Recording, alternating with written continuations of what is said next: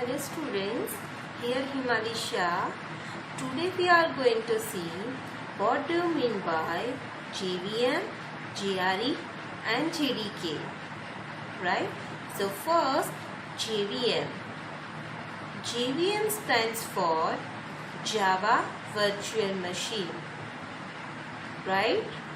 We have already learned and features of Java. Platform independent, right? So what does it provide? It provides runtime environment in which Java bytecode can be executed. We have already learned in Java we have to convert the source code to bytecode and bytecode to machine code, right? So JVM provides a runtime environment for the execution of bytecode, right? A Java virtual machine. Virtually, that means it's not a physically present, right? It's a virtually present. So we can say that is the abstract machine, right? JVM, Java Virtual Machine, that is the platform dependent. Mind well, we are saying Java, that is the platform independent, but JVM, that is the platform dependent, right? What are the tasks of JVM? First, load the code. Second, verifies code. Third, that is the execute the code. And the fourth, that is provide the runtime environment. What is the practically purpose of JVM? The practically purpose of JVM to provide the runtime environment. It provides runtime environment on which we can execute our code. Got it my point? So JVM, that is nothing but the program that interpreted the intermediate Java bytecode and generates the desired output, right? Got it? So this is all about the JVM. Okay? Now next, JRE. JRE, right? What do you mean by the JRE? Then JRE stands for Java Runtime Environment, right? Java Runtime Environment. It provides the implementation of JVM, right? Implementation of JVM. To run any Java code, JRE is minimum required. That means what? If we are going to run any Java code and JRE is not present, right? Then we are not able to execute the Java code. So this is the minimum requirement of Java code execution. Understood? So JRE is minimum required. Got it? JRE contains the set of libraries. Set of libraries that JVM uses at runtime. Right? Got it? So JRE physically exists. JVM is not present physically, but JRE is physically exists. right? And as well as GRE platform dependent, same as JVM. Okay, JVM is also platform dependent and GRE is also platform dependent. Got it? So in a graphical way we can explain that is a GRE, that is the set of JVM and library sets. Another way we can say JVM, library and other programs which JVM uses. Got it? So in practical way we can say GRE is used for run Java code. In simple way we can say without GRE we are not able to execute our Java code. That's it. That is the GRE. Okay? For GRE you have to remember only this point. Okay? And this is the most important question. What do you mean by the JVM, GRE and JDK? Right? In GTU may be asked like, what is the difference between JVM, GRE and JDK? Okay, so difference between JDK, GRE and JVM. Important questions. Right? Got it? Now the remaining portion, that is the JDK. Okay. So what do you mean by the JDK? That is the Java Development Kit. Java Development Kit. That is the full form of JDK. Okay. So JDK is full feature of software development kit. It contains GRE and development tools. Right? Physically it present like JVM. JVM is present? No.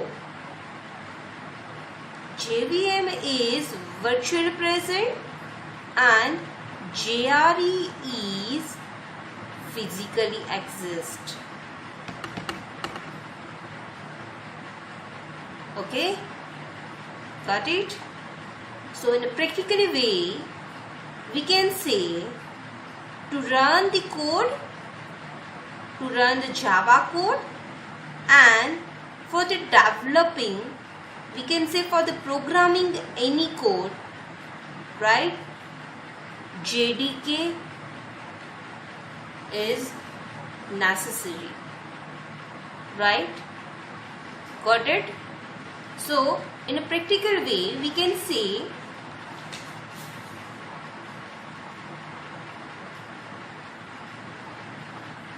this is the JDK, Java Development Kit, right? And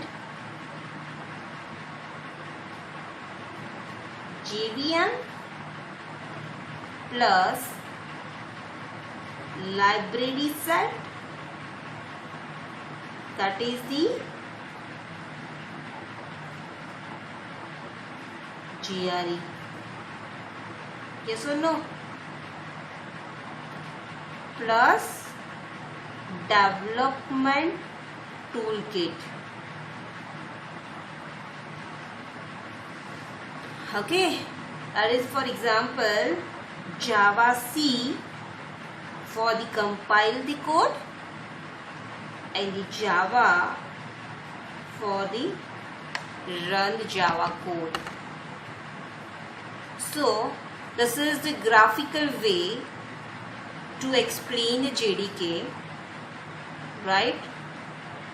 Hope you understand what is the difference between JDK, JRE and JVM. Thank you. Hope you like this video. Hello students, Himali Shah here. Today we are going to see Java and Internet. We have already seen what is Java. Just take an overview. Java is a general purpose object oriented programming language. Object oriented programming language, right? Then it is developed in 1991 in USA by James Gosling, right? Originally it is called as Oak, right? And later on it's renamed as Java. Java is nothing but the coffee. Java is nothing but the coffee, right? The symbol of Java is a cup of hot coffee, right? In 2009, Oracle Corporation acquired the Sun Microsystems, right? So this is all about the Java, right? Now what do you mean by the internet? Internet, whenever we are talking about the internet, the first word comes in our mind, that is the network. Most important, network, right? Then what do you mean by the network? Network is nothing but the interconnections of computer, right? These are the nodes which is connected via LAN to the server. This is the network, right? Now the collection of server networks, right? That is called as a internet. Okay, simply we can say that is network of network. Network of networks, that is called as a internet. See, this is the one network, this is the second. So multiple networks are interconnected.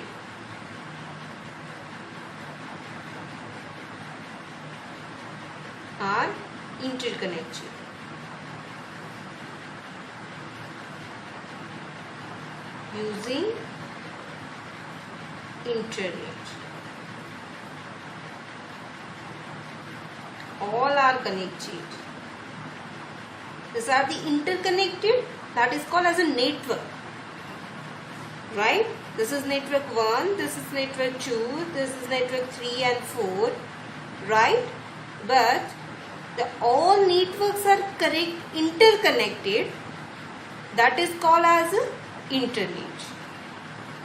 The networks of networks, network of networks, that is called as internet. As per the Federal Networking Council, mainly 3 points are considered: the communication, addressing and the high level services. These are the 3 points discussed as per the Federal Network Council. So this is all about internet. Right? Now the main question is how Java and internet are interconnected. Okay, so Java is strongly associated with internet because of the fact that the first program written in Java, that was a hot Java, that was a browser to run the applets on the internet.